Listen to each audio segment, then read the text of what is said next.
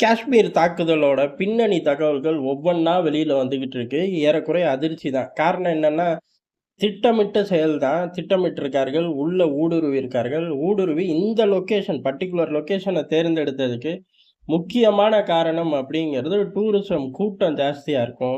பாதுகாப்பு கம்மியா இருக்கும் அப்படிங்கிறதும், ஏறக்குறைய இங்கேருந்து வெளியேறக்கூடிய வேகம் அப்படிங்கிறது ரொம்ப கம்மியா இருக்கும். ஏன்னா, 7 கிலோமீட்டர் வரையுமே குதிரை மட்டுமே தான் பயணிக்கக்கூடிய பாதை அப்படிங்கிறனால, திருப்பி அடிபட்டவர்கள, உயிருக்கு போராடிக்கிட்டு இருக்கிறவர்கள வெளியேத்துறது அப்படிங்கிறது ரொம்ப சிரமமான ஒரு விஷயம். இப்படிலாம் பிளான் பண்ணி தான் உள்ளுக்குள்ள தீவிரவாதிகள் வந்து அந்த பிளேஸ நோக்கி பாய்ஞ்சிருக்கார்கள்.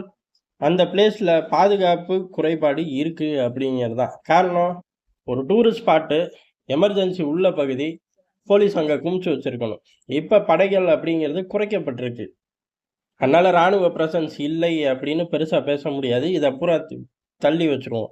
அவர்கள் எப்படி வந்திருக்கார்கள் அப்புட்ன்னா, ராணுவ உடை, காவல்துறை உடை 2 உடையிலயுமே வந்திருக்கார்கள். அதனால வெளியாட்கள், அதாவது அந்த மாநிலத்துக்கு சம்மந்தம் இல்லாத டூரிஸ்ட்டுக்கு ஒண்ணும் அடையாளம் தெரிய போறது கிடையாது. அவர்கள் பெரிய அளவுல ஆட்கள பார்க்கும்போது, நம்ம நாட்டோட ராணுவம், நம்ம நாட்டோட காவல்துறை அப்படின்னு தான் நெனச்சிருக்காங்க.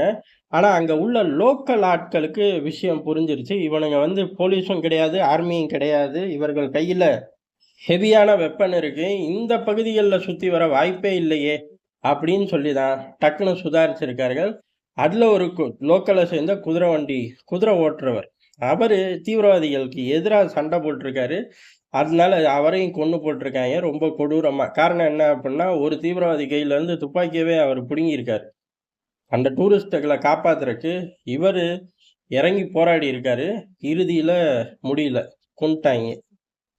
அதுக்கப்புறம் பெரிய அளவு மக்கள நோக்கி ஃபயர் தங்கள நோக்கி வர வரையுமே அவர்கள் பாதுகாப்பு படையினர் அப்படின்னு தான் நெனச்சிருக்காங்க. தூரத்துல சத்தம் கேட்ட ஆட்கள் கூட, இது ஏதோ ராணுவம் ஒத்திகை பாக்குது, போலீஸ் ஏதோ ஒத்திகை பாக்குது, வானத்த நோக்கி ஃபயர் பண்றார்கள். அந்த மாரி தான் நெனச்சிருக்காங்களே ஒழிய, யாருமே வந்து நம்மள நோக்கி சுடுறார்கள், சுடப்போறார்கள் அப்படிங்கிறது தெரியல. அதுக்கப்புறம் தெரிஞ்சு சில பேர் ஓடி ஒளிஞ்சதுன்னு தான் தப்பிச்சிருக்கார்கள். முழுக்க முழுக்க தீவிரவாதிகள் 1 வாரம் முன்னாடி ஊடுருவி இருக்கணும் அப்படின்னு தெரிய வருது. இன்னமும் ஊடுருவலுக்கு நெறைய பேர் தயாரா இருக்கார்கள். ஏற்கனவே பல தீவிரவாத அமைப்புகள் தடை செய்யப்பட்டிருக்கு. மர்ம நபர்களால வேட்டையாடப்பட்டிருக்கு. அதனால ஆர்டிகிள் 370 தூக்குனதுக்கு அப்புறம் புது புது பேர்ல இயங்கிட்டு இருந்தாய்ங்க. அப்படியே இப்ப 2019க்கு அப்புறம் புதிய இயக்கம் பொறுப்பேத்துக்கிட்டாலும், லஷ்கர் இ தொய்பாவோட கிளை அமைப்புகள் தான். அதுல உள்ள ஆட்கள் தான் பேர மாத்தி ஆப்பரேட் பண்றார்கள். அந்த ஆட்கள் ஏற்கனவே பிப்ரவரி மாதம் த்துக்குள்ள ஜம்மு காஷ்மீர நாங்க மீட்டுருவோம் அப்படிலாம் பேசிக்கிட்டு இருந்தாய்ங்க. ஏறக்குறைய பேசின நபருக்கெல்லாம் டிக்கெட் கிழிப்பார்கள் அப்படின்னு தான் எதிர்பார்க்கப்பட்டுச்சு. ஹிட் லிஸ்ட்ல இருக்கக்கூடிய ஆட்கள் தான். லஷ்கர் தொய்பா கீழ இருக்கக்கூடிய அந்த அமைப்பு தான். பிப்ரவரி மாசம் பண்ண முடியல.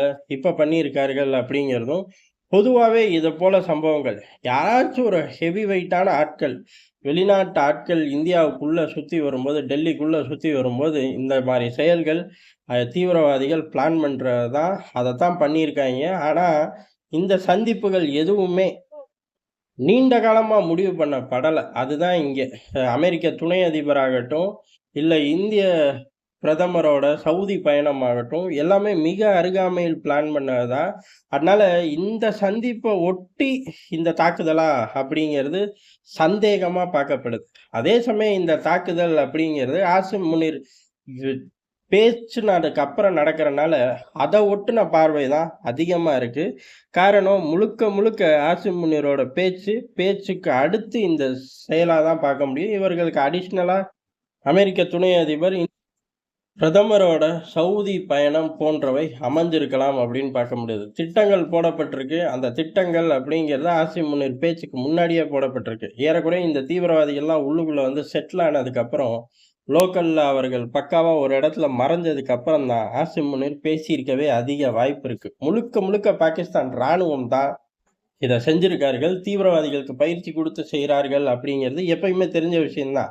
ஆனா இவர்கள் வந்த வேகம், சென்ற வேகம் அப்படிலாம் பார்க்கும்போது, ஆட்டோமேட்டிக்கா இந்த கூட்டத்துக்குள்ளேயே பாகிஸ்தான் ராணுவ வீரர்களும் இருக்க வாய்ப்பு இருக்கு, அப்படின்னு சொல்லப்படுது.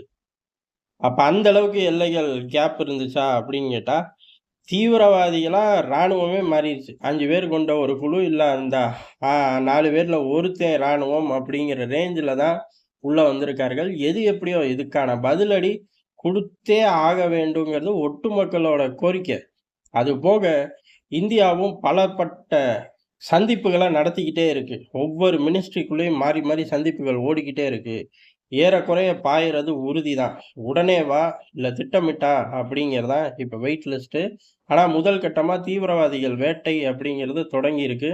4 தீவிரவாதிகள கொன்றதாக தகவல்கள் வருது. இன்னும் முழுமையா வரும்போது, இன்னமும் பின்னணி விவரங்கள் தெரியும். லோக்கல்ல இவர்களோட சப்போர்ட்டிவ் யார் இருக்கார்கள்னு பார்த்து தூக்குறது தான் ஃபர்ஸ்ட் விஷயமா இருக்கும். நன்றி, வணக்கம்.